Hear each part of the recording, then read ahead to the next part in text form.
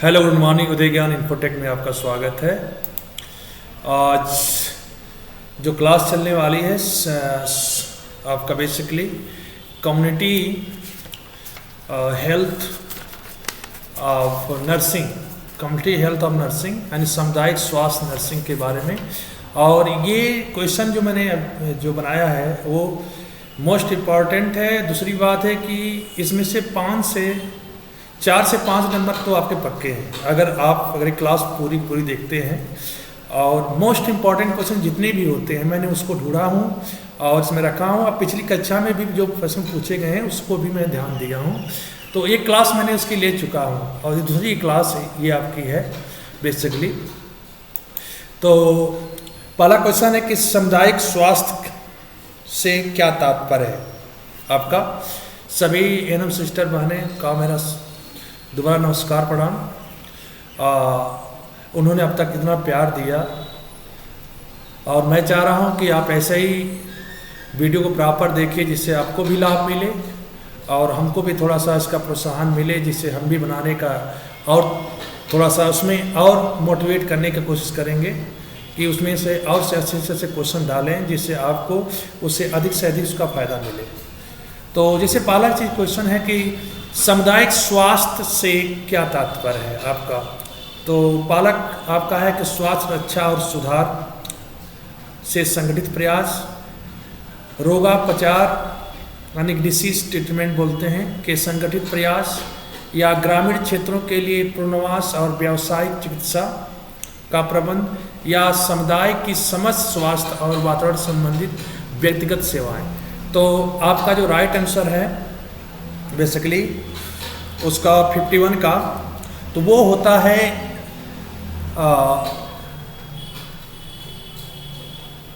आपका सामुदायिक की स्वास्थ्य और वातावरण संबंधित व्यक्तिगत सेवाएं। तो इसका 4 आपका करेक्ट आंसर है। 4 इसका करेक्ट आपका आंसर है। 4 इज करेक्ट आंसर है। नेक्स्ट क्वेश्चन आपका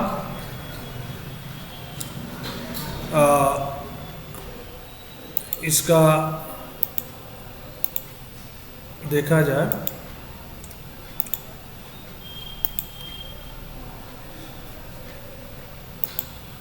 दूसरा क्वेश्चन है कि सबसे सुरक्षित प्रकार का शौचालय होता है डगवेल या बोरवेल या पीटी प्रिग्वी या वाटर क्लोजेस्ट। तो सबसे सुरक्षित प्रकार का जो शौचालय होता है कौन सा होता है इसमें से।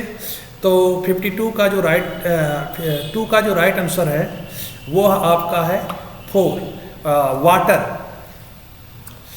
जो वाटर क्लोजेस्ट होता है सबसे बेस्ट माना जाता है, सुरक्षित माना जाता है। नेक्स्ट आपका क्वेश्चन, अनिश्चित समय तक रोगाणुओं को त्यागने वाले वाहक व्यक्ति या जानवर कहलाते हैं। अनिश्चित समय तक रोगाणुओं को त्यागने वाले वाहक व्यक्ति या जानवर कहलाते हैं जीड़वाहक या उन्नवन काली वाहक या संपर्क वाहक या स्वास्थ्य लाभ वाहक। तो तीसरे का जो राइट आंसर है उसे कहते हैं हम जीड़वाहक, क्रोनिक कैरियर यानी कि फर्स्ट आपका करेक्ट आंसर है। नेक्स्ट क्वेश्चन आपका, जितने भी क्वेश्चन आपके हैं बेसिकली बहुत सोच समझकर किसमें इसलिए डाले गए हैं क्योंकि जितने भी आधार के पिछले ईयर्स PQI जो होता है प्रीवियस ईयर्स क्वेश्चन जिसे कहते हैं, उससे जो क्वेश्चन मैंने उठाया हूँ उसको, तो पेपर में ये आए हुए भी क्वेश्चन है, इसलिए मैंने बहुत सोच समझकर इसमें कहा कि जितने भी अच्छे जो क्वेश्चन है इसमें रखा जाए जिससे एनएम सिस्टर बहनों को अधिक से अधिक उसका लाभ मिले और क्वेश्चन पेपर जो भी तैयारी करें उनको अच्छी से संघर्ष रहे। कम से कम पेपर को इसलिए देखना चाहिए किसी वीडियो को कि प्रॉपर पूरा देखने से फ़ायदा होता है कि क्वेश्चन अगर आप प्रॉपर देखे हो तो उसमें कहीं न कहीं कुछ क्वेश्चन ऐसे होते हैं जो आप एक बार देखे हो और जब पेपर में बैठोगे तो आपके दिमाग में वो रिकॉल हो जाता है और उसका आंसर आपको ऑटोमेटिक पता चल जाता है। तो इसलिए प्रॉपर वीडियो को अगर देखेंगे तो आपके अच्छे क्वेश्चन हैं, आपको अधिक से अधिक लाभ मिलेगा पेपर में आपको। अगला लिखा है कि औषधि व्यसनता यानी ड्रग्स एडिक्शन बोलते हैं, अपराध यानी क्राइम और हिंसा वायलेशन को समाज में रोकने और समाप्त करने के लिए स्वास्थ्य शिक्षा यानी कि हेल्थ एजुकेशन जरूरी है, सड़कों को चौड़ा करना जरूरी होता है, लोगों को अच्छा आहार जरूरी है, या उपयुक्त में से कोई नहीं सही है। तो चौथे का जो राइट आंसर ध्यान दीजिएगा कि स्वास्थ्य शिक्षा यानी हेल्थ एजुकेशन बहुत जरूरी है।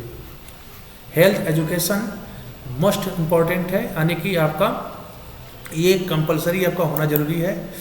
नेक्स्ट क्वेश्चन 5वां कि बीसीजी का टीका लगाने का उचित समय क्या होता है? जन्म के तुरंत बाद से 1 माह तक, जन्म से 2 माह तक, 3 महीने की आयु होने पर, या उपरोक्त सभी में। तो बीसीजी का टीका लगाने का जो उचित समय देखा जाए तो वो होता है जन्म के तुरंत माह से 1 माह तक जो बीसीजी का टीका होता है सबसे बेस्ट माना जाता है। अब टीका तो लगाने का लगा ही सकते हैं, 2 माह तक लगा सकते हैं, 3 महीने की आयु तक लगा सकते हैं, लेकिन आपका बीसीजी का टीका अगर उचित समय देखा जाए तो जन्म के तुरंत माह से 1 माह तक लगा सकते हैं, यानी कि फर्स्ट इसका करेक्ट आंसर है। नेक्स्ट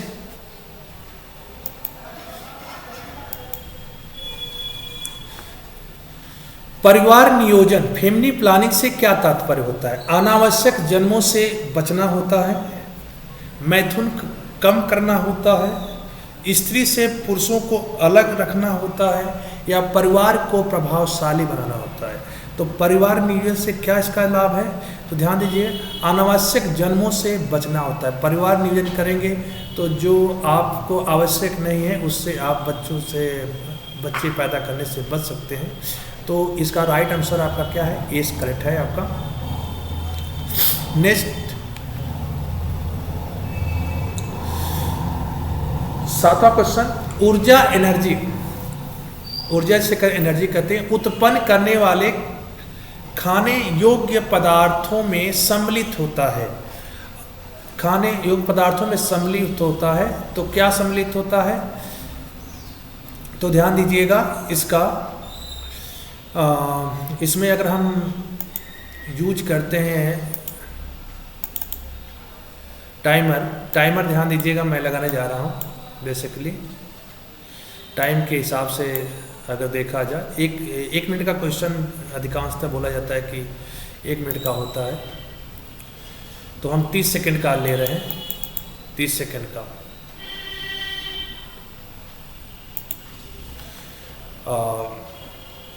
इसका 30 सेकंड टाइम दे रहे हैं, आप इसका बताने की जरूर कोशिश करिए। ऊर्जा उत्पन्न करने वाले खाने योग्य पदार्थों में सम्मिलित होता है गेहूं, जड़ें, गन्ना, या ये सभी। तो उसका राइट आंसर क्या हो सकता है? क्योंकि एक क्वेश्चन 1 मिनट का होता है, हम 30 सेकंड के अंदर बात करेंगे। तो गेहूं होता है कि जड़ें होती हैं कि गन्ना होता है, या ये सभी होते हैं? तो हमारा राइट आंसर क्या होगा? ये सभी आपका राइट आंसर है, ये सभी। यानी कि 4th is correct answer. Next, टीके बनाए जाते हैं मृत रोगाणुओं से, दुर्बल किए रोगाणुओं से, पहला या दूसरा, दोनों से, या उपरोक्त में से। तो आपका सेट किया जाए, मैं 30 सेकेंड में रख दे रहा हूँ। 30 सेकेंड।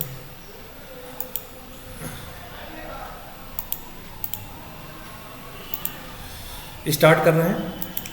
मृत रोगाणुओं से, दुर्लभ किए गए रोगाणुओं से 1 और 2 दोनों सही है, उपरोक्त में से कोई नहीं सही है। तो टीके बनाए जाते हैं, किन से बनाए जाते हैं?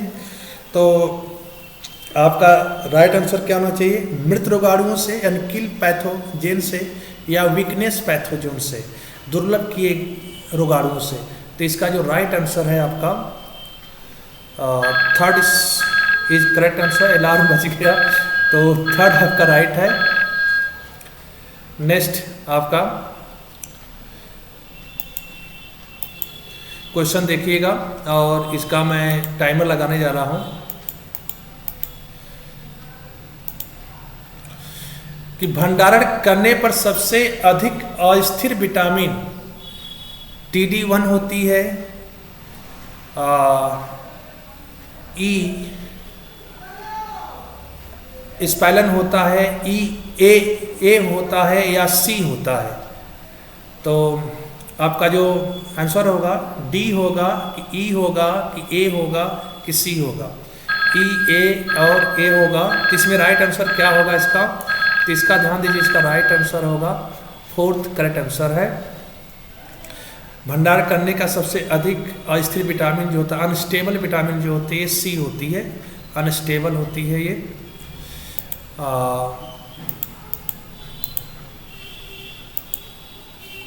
अनस्टेबल विटामिन जिसे कहते हैं। नेक्स्ट है आपका क्वेश्चन,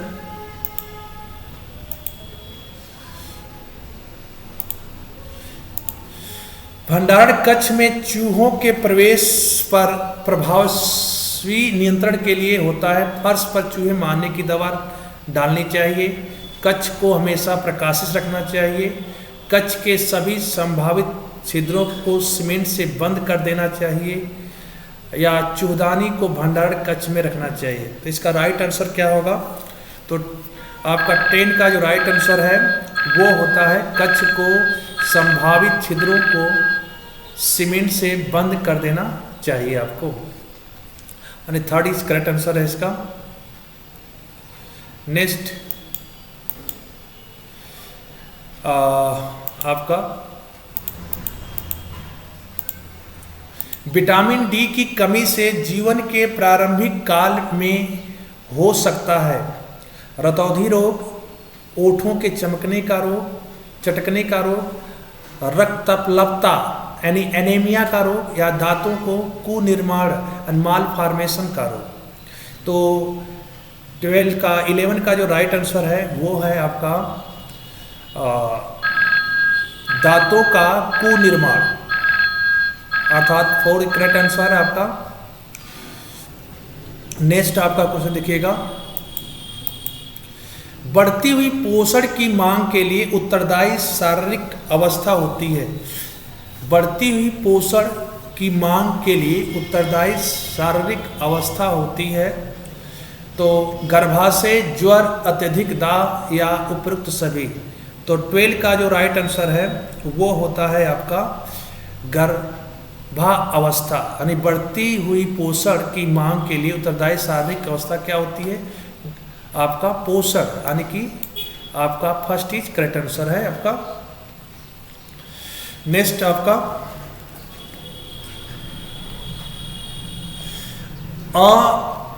अनुचित मल निपटान, इम्प्रॉपर एक्सक्रेटेटा या डिस्पोजल से संबंध रखने वाला रोग है।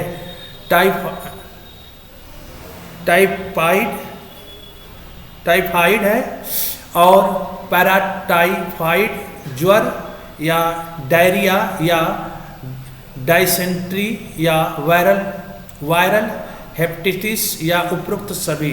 तो 13 का जो राइट आंसर है वो है आपका उपरोक्त सभी। अनुचित मल निपटासन से संबंध रखने वाला रोग जो होता है ये तीनों होते हैं आपके, अर्थात 4th is correct answer. Next vitamin B या विटामिन B2 को किस नाम से जाना जाता है? विटामिन बी हो या विटामिन B2 को किस नाम से जाना जाता है? बायोटीन, पिराडॉक्सिन या रिबोफ्लाविन या इनमें से कोई नहीं। तो 14 का जो राइट आंसर है वो होता है आपका रिबोफ्लाविन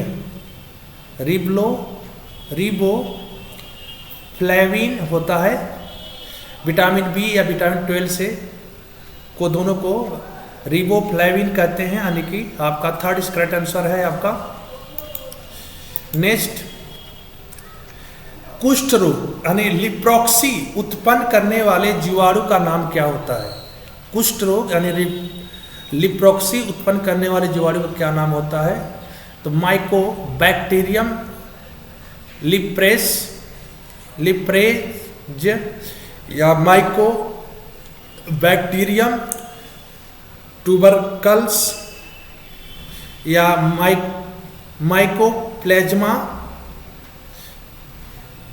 माइकोप्लाज्मा या इनमें से कोई नहीं। तो 15 का जो राइट आंसर है आपका, उसे हम माइकोबैक्टीरियम लिप्रेज बोलते हैं, अर्थात फर्स्ट इज करेक्ट आंसर इसका है। नेक्स्ट, शर्करा उपापचय यानी कार्बोहाइड्रेट मेटाबॉलिज्म में किण्वन यानी एंजाइम की भूमिका निभाता है। Vitamin A, vitamin B, vitamin C या विटामिन डी। तो आपका भूमिका कौन निभाता है शर्करा उपापचय में? किण्वन की भूमिका कौन निभाता है? तो विटामिन बी निभाती है। कौन निभाता है? विटामिन बी, अर्थात सेकेंड इज करेक्ट आंसर इसका।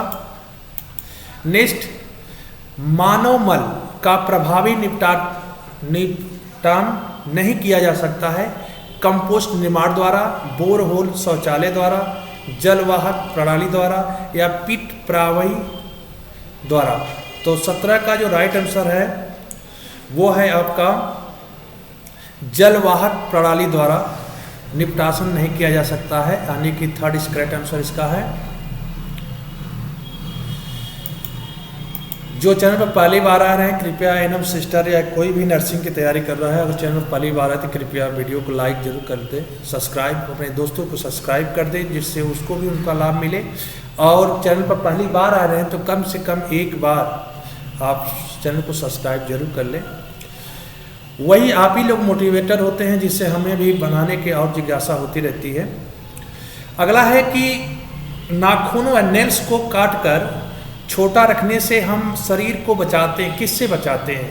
फीता कृमि संक्रमण से या अंकुश कृमि संक्रमण से या धागा कृमि संक्रमण से या गोल कृमि संक्रमण से।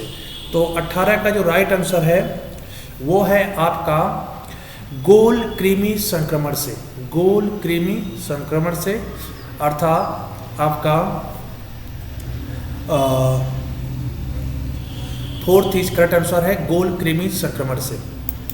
नेक्स्ट, खाद्य पदार्थों के पोषण मूल्यों को बनाए रखने के लिए उन्हें दबाव युक्त वाष्प में रखते हैं, तेल आदि में रखते हैं या तलते हैं या उबालते हैं, उनमें से कोई नहीं। तो 19 का जो खाद्य पदार्थों के पोषक मूल्यों को बनाए रखने के लिए उन्हें किसमें चीज़ों में रखा जाता है, किसमें चीज़ों में तला जाता है?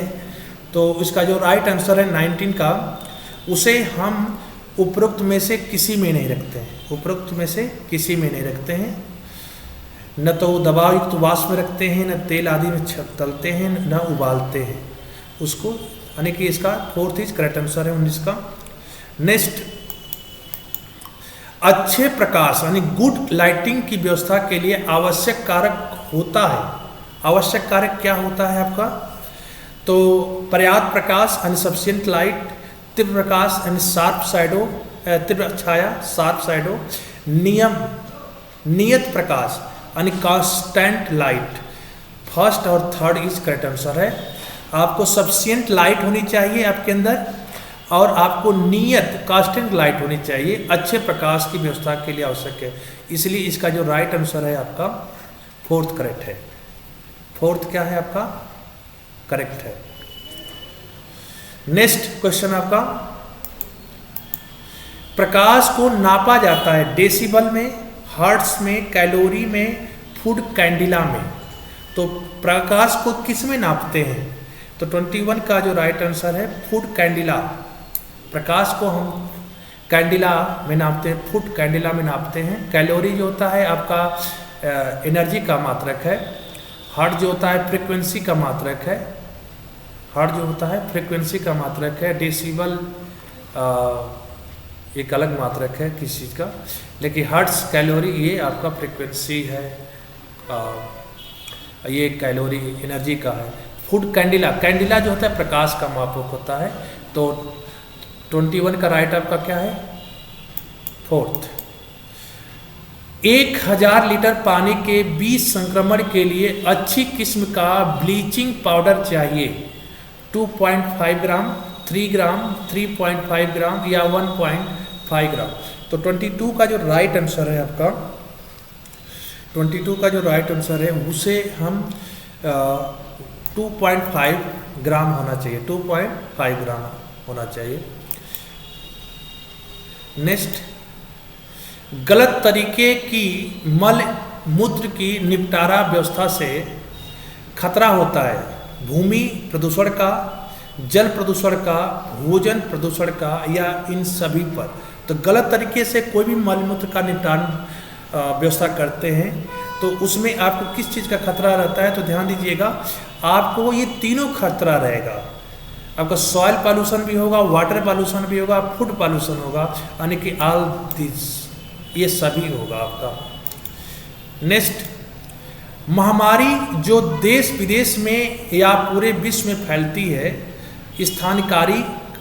स्थानकुमारी, विश्वमारी, छुटपुट रोग या इनमें से कोई नहीं होता है। तो महामारी जो देश विदेश में पूरे विश्व में फैलती है वो चीज़ जो होती है आपका, वो होता है विश्वमारी होती है, यानी कि पैंडेमिक होता है। पैंडेमिक यानी कि सेकेंड इज करेक्ट आंसर इसका है। नेक्स्ट, एनफिलोज मच्छर प्रजनन करता है स्वच्छ जल में, गंदे और दूषित जल में, कृत्रिम संग्रहित जल में या ये सभी में। तो एनफिलोज जो मच्छर होता है आपका, वो बेसिकली स्वच्छ जल में प्रजनन स्टार्ट करता है। आपका first is correct answer. Next question, संचार यानी कम्युनिकेशन का प्रकार नहीं होता है। वर्बल एंड नॉन वर्बल, सक्रिय और निष्क्रिय, ऑडियो या विजुअल, वन वे और टू वे। तो ध्यान दीजिएगा, संचार की जब भी कोई बात करते हैं तो 26 का जो राइट आंसर है उसमें आपका वर्बल और नॉन वर्बल कम्युनिकेशन होते हैं। वर्बल जिसमें आपको बोलकर, नॉन वर्बल जिसमें आप केवल आप संकेतों से बात करें। सक्रिय निष्क्रिय एक एक्टिव और डीएक्टिव की बात है, तो ये चीज़ तो नहीं है, ये चीज़ तो कंफर्म नहीं है। ऑडियो, वीडियो, विजुअल बात होती है तो ऑडियो तो होगी इसके अंदर। वन वे और टू वे, माने आप केवल एक तरफ से बात हो रही है कि दोनों तरफ से बात हो रही है। तो 1, 2, 3 ये तीनों सही हैं आपके, केवल ये नहीं है, सक्रिय निष्क्रिय नहीं होता है, तो प्रकार नहीं है तो क्या है, 2 सेकेंड सही है। नेक्स्ट, रिपोर्ट को सबसे अच्छी प्रकार से परिभाषित किया जाता है 2 व्यक्तियों के मध्य पारंपरिक चाहत, म्यूचुअल लिंकिंग द्वारा, वार्तालाप में सुगमता द्वारा, दूसरों के लिए अनुकंपी भावनाओं द्वारा, पारस्परिक विश्वास और मनोबल के बोध द्वारा। तो 27 का जो राइट आंसर है वो है, ध्यान दीजिएगा, रिपोर्ट जो होती है सबसे अच्छी प्रकार से परिभाषित तब किया जाता है जब पारस्परिक विश्वास और मनोबल के बोध के द्वारा होता है, यानी कि 4th करेक्ट आंसर इसका है। एक पोषक कैलोरी, न्यूट्रिशनल कैलोरी ऊष्मा की वह मात्रा है जो 1 किलोग्राम पानी के ताप को 1 डिग्री बढ़ा देता है, 2 किलो पानी के ताप को 2 डिग्री बढ़ा देता है, 1 पाउंड पानी के ताप को 1 डिग्री बढ़ा देता है और 1 गैलन पानी ताप को 1 डिग्री सेल्सियस बढ़ा देता है। तो 28 का जो राइट आंसर है वो है आपका 1 किलो पानी के ताप को 1 डिग्री बढ़ा दे तो 1 पोषक कैलोरी ऊष्मा की वो मात्रा होती है, यानी first is correct answer. Next, धातु के पात्रों में भंडारित और ढककर रखा गया पानी हमेशा शुद्ध बना रहता है, अपने अंदर की वायु के गुण को खोता नहीं है, ठंडा बना रहता है या शुद्ध बना रहता है और आंशिक रूप से अपने वायु धारण गुण को खो देता है। तो 29 का जो राइट आंसर है वो होता है आपका कि धातु के पात्रों में भरने और ढककर रखा पानी जो होता है शुद्ध बना रहता है और आंशिक रूप से अपने वायु धारण गुण को खो देता है, अर्थात 4th इज करेक्ट आंसर इसका। नेक्स्ट, एक आदर्श घर के निर्माण हेतु स्थान के चयन में आवश्यक नहीं है। क्या आवश्यक नहीं है? स्थान पर स्थान अपने चारों ओर के स्थान से ऊंचा होता है, पर्याप्त चौड़ी गली पर वह सावधानतापूर्वक खुले, प्रजनन स्थानों से वह दूर रहें, जमीन का स्तर कूड़े करकट से भरा हो। तो एक आदर्श घर के निर्माण हेतु स्थान के चयन में आवश्यक नहीं होता है, तो ध्यान दीजिएगा, ये सब चीज़ लोग स्थान चाहेंगे, लेकिन जमीन पर के स्तर पर कूड़े करकट से भरा हो ये नहीं चाहेंगे, तो एक आदर्श घर का निर्माण नहीं कर सकते हैं। तो आपका फोर्थ क्या है, आपका सही है। कुष्ठ दंडाणु लिप्रोक्सी बैक्सीलस की खोज करने वाले व्यक्ति थे Ronald Ross, Armauer Hansen, Robert Koch या इनमें से कोई नहीं। तो कुष्ठ दंडाणु की खोज करने वाले व्यक्ति का जो नाम था उसको हम कहते थे Armauer Hansen. Armauer Hansen and second is correct answer आपका है। रोगों यानी कम्युनिकेबल डिसीज को फैलने से रोकने का जो उपाय होता है, जन समूह टीकाकरण, सार्वजनिक शिक्षा, पृथक्करण या ये सभी। तो ध्यान दीजिएगा, अगर रोगों को फैलने से अगर रोकने का अगर उपाय देखा जाए तो आपको बेसिकली उनके साथ क्या करना चाहिए, जन समूह टीकाकरण भी करना चाहिए, सार्वजनिक शिक्षा भी देनी चाहिए और पृथक्करण भी रखना चाहिए। तो आपका fourth is correct answer. Next, संतुलित आहार बैलेंस डाइट जो होता है का मूल्य अधिक होता है, आयु, लिंग और शारीरिक आवश्यकताओं के अनुसार परिवर्तित नहीं होता है, सभी आवश्यक पोषक तत्वों की दैनिक मांग को पूरा करता है, में किसी पोषक तत्व की कमी हो सकती है। तो ध्यान दीजिए, संतुलित अगर आपको आहार खाते हैं, संतुलित आहार खाते हैं तो वो सभी आवश्यक पोषक तत्वों की दैनिक मांगों को क्या करती है, पूरा करती है, तभी उनको कहते हैं बैलेंस डाइट यानी संतुलित आहार, यानी थर्ड इज करेक्ट आंसर आपका। नेक्स्ट, आवासीय संवातन यानी वेंटिलेशन के द्वारा आवासीय कक्षों की वायु वातावरण को वायु से बदला जाता है, आवासीय पौधों से हवा प्राप्त की जाती है, आवासीय बिजली के खंभे चलाए जाते हैं, या उपरोक्त में से कोई नहीं। तो 34 का जो राइट आंसर है, 34 का राइट आंसर है, वो आवासीय कक्षों की वायु को वातावरण की वायु से बदला जाता है, यानी कि वेंटिलेशन का मतलब ये होता है, यानी फर्स्ट करेक्ट इसका आंसर है। नेक्स्ट, रुधिर वड़िका निर्माण यानी कि HB फॉर्मेशन के लिए आवश्यक पदार्थ क्या है, प्रोटीन और आयरन, प्रोटीन, आयरन और कोबाल्ट, प्रोटीन, आयरन और कॉपर, या कैल्शियम और आयरन। रुधिर वड़िका निर्माण जब होता है यानी कि HB फॉर्मेशन होता है के लिए आवश्यक कौन चीज़ होती है, 35 का जो राइट आंसर है वो ध्यान दीजिए, प्रोटीन और आयरन की मोस्ट इंपॉर्टेंट है, यानी कि फर्स्ट ही करेक्ट आंसर इसका। 36 देखिए क्वेश्चन, वह पदार्थ जो पानी पीने के पानी में अधिक मात्रा में होने से दांतों को चितकबरा यानी मोटल कहते हैं कर देता है, चितकबरा कर देता है। तो पानी में क्या चीज़ है, पोटेशियम होता है, क्लोराइड होता है, आयोडीन होता है या फ्लोराइड होता है। तो 36 का जो राइट आंसर है उसमें आपका फ्लोराइड पाया जाता है, जिससे काला काला धब्बे पड़ जाते हैं दांतों में, अगर फ्लोराइड है, अगर अधिक मात्रा में पानी में है तो। नेक्स्ट, नाइसिन की कमी से न होने वाला लक्षण, नाइसिन की कमी से न होने वाला लक्षण कौन है, निर्माण, अरुचि, अपच या कमजोरी। तो 37 का जो राइट आंसर है उसको निर्माण, डेंटल कैविटी नहीं होती है। तो आपका 37 का राइट आंसर है फर्स्ट। नेक्स्ट, स्कूल एज शब्द को बच्चों के संदर्भ में प्रयोग करने का तात्पर्य क्या है। देखा था स्कूल की एज है, तो अगर बच्चों के संदर्भ में देखा जाए तो इसका मतलब क्या होता है, पूछ रहा है, बच्चे की एक निश्चित विकास अवस्था है, विद्यालय में प्रवेश पाने की अवस्था है, सीखने के लिए शारीरिक उपयुक्तता का एक निश्चित स्तर है, या शारीरिक परिपक्वता की एक संभावित आयु है।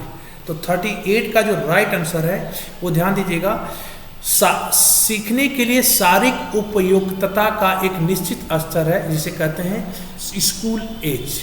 स्कूल एज का मतलब होता है थर्ड इज करेक्ट आंसर। नेत्र पीड़ा सोर्स आई से संक्रमित बच्चों को परामर्श दें, अलग तौलियों का प्रयोग करें, अन्य बच्चों से मिलना, धोती या दुपट्टे से आंखों को पोंछना, अलग न सोना। तो 39 का जो राइट आंसर है उसमें होता है आपका अलग तौलियों का उपयोग करें। संक्रमित बच्चों को परामर्श देना चाहिए कि अलग अलग तौलियों का यूज करना चाहिए। नेक्स्ट, चेचक स्मॉल पॉक्स के टीके की खोज करने वाले वैज्ञानिक का क्या नाम? देखिए मोस्ट इंपॉर्टेंट क्वेश्चन है आपका। तो स्मॉल पॉक्स जो होता है कि टीके खोज करने वाले वैज्ञानिक है Louis Pasteur, Edward Jenner, Robert Koch या इनमें से कोई नहीं। तो 40 का जो राइट आंसर है, 40 का जो राइट आंसर है उसे कहते हैं हम लुइस पास्चर, यानी कि फर्स्ट इज करेक्ट आंसर है। लुइस पास्चर ने सबसे पहले स्मॉल पॉक्स के टीके की खोज किए थे। नेक्स्ट, निम्नलिखित में से कौन सा रोग विटामिन डी की कमी से होता है? रतौंधी, स्कर्वी, सूखा रोग, बेरी। तो 41 का जो राइट आंसर है, बहुत से लोग क्वेश्चन जानते होंगे, उसमें रिकेट्स रोग हो जाता है विटामिन डी की कमी से, यानी कि सूखा रोग बोलते हैं, यानी थर्ड इज करेक्ट आंसर इसका। निम्नलिखित में से किसकी रक्त में थक्का बनने के लिए आवश्यक होता है? Vitamin K, vitamin E, vitamin C, vitamin A. निम्नलिखित में से किसकी रक्त में थक्का बनने के लिए आवश्यक होता है? विटामिन के की आवश्यकता होती है, या विटामिन ई की, विटामिन सी की, या विटामिन ए की? तो 42 का जो राइट आंसर है उसमें होता है विटामिन के। थक्का बनाती है वो विटामिन के कारण होता है। नेक्स्ट, वह जनसंख्या जिसके स्वास्थ्य की देखभाल एक सामुदायिक स्वास्थ्य केंद्र के करता है 3000 से 5000, 10,000 से 20,000, 50,000 से 80,000, 80,000 से 1,20,000। तो 43 का जो राइट आंसर है, ध्यान दीजिए, उसकी जो टर्म होती है एक सामुदायिक स्वास्थ्य केंद्र की, वो 80,000 से 1,20,000 तक जनसंख्या को देखभाल कर सकता है, यानी कि आपका फोर्थ करेक्ट आंसर है। नेक्स्ट, वह मच्छर जो पानी में अप्राकृतिक संग्रहों में पैदा होता है, सॉरी, एनाफिलीज, क्यूलैक्स, एडीज या मोनोसोनाइट्स। तो 44 का जो राइट आंसर है वो रोग कहते हैं एडीज जो होता है वो अप्राकृतिक संग्रहों में पैदा होता है, यानी कि थर्ड इज करेक्ट आंसर। 5 वर्ष से कम की क्लिनिक में 2 साल के बच्चे का वजन तौला जाता है। 5 वर्ष से कम की क्लिनिक में 2 साल के बच्चे का वजन तौला जाता है प्रति माह, प्रति 2 माह पर, प्रति 3 माह पर, या इनमें से कोई नहीं। तो 45 का जो राइट आंसर है वो होता है प्रति 2 माह पर। 5 वर्ष से कम की क्लिनिक में 2 साल के बच्चों का वजन प्रति 2 माह पर तौला जाता है। तो आपका 45 का राइट आंसर है सेकेंड। संधिपादों द्वारा रोग संचार किया जाता है, सीधे संपर्क द्वारा, यांत्रिक संपर्क द्वारा, जैविक संचार द्वारा, या उपरोक्त सभी। तो 46 का जो राइट आंसर है उसे हम कहते हैं उपरोक्त सभी से संधिपादों का रोग संचार किया जाता है, यानी ऊपर की जितनी बातें हैं सही है, अर्थात फोर्थ करेक्ट आंसर है। किसके द्वारा अत्यधिक ऊर्जा प्राप्त होती है? फैट द्वारा, प्रोटीन द्वारा, कार्बोहाइड्रेट द्वारा, विटामिन द्वारा। तो सबसे ज़्यादा जो एनर्जी पैदा होती है आपका, सबसे ज़्यादा एनर्जी वो होती है आपका फैट के द्वारा। फैट से ज़्यादा एनर्जी मिलती है, यानी कि first is correct answer. Pellagra किसकी कमी से होता है? नाइसिन, थायमिन, पिराडॉक्सिन या बी कॉम्प्लेक्स। पेलेग्रा किसकी कमी से होता है? तो 48 का राइट आंसर है वो नाइसिन के कमी से होता है, फर्स्ट इज करेक्ट आंसर। क्वास्क्योकार किसकी कमी से होता है? विटामिन बी, कैल्शियम, फैट या प्रोटीन। 49 का राइट आंसर है वो होता है प्रोटीन के कारण, यानी कि 49 का answer 4th is correct answer.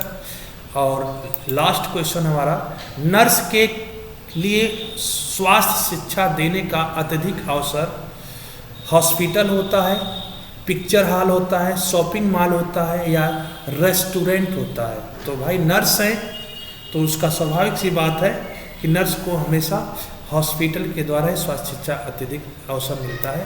तो फर्स्ट इज करेक्ट आंसर। ये क्वेश्चन आपके कंप्लीट होते हैं पिछले क्वेश्चन, और ये क्वेश्चन आपको पहले ही बता चुके हैं कि मोस्ट इम्पॉर्टेंट है और इससे 4 से 5 नंबर का क्वेश्चन आपको फंसेगा। इसलिए प्रॉपर वीडियो को देखिएगा और अपने दोस्त यारों को शेयर जरूर करिएगा जिससे उनको भी इसका लाभ मिले। अगले वीडियो के साथ हम प्रेजेंट होंगे। Bye, thank you.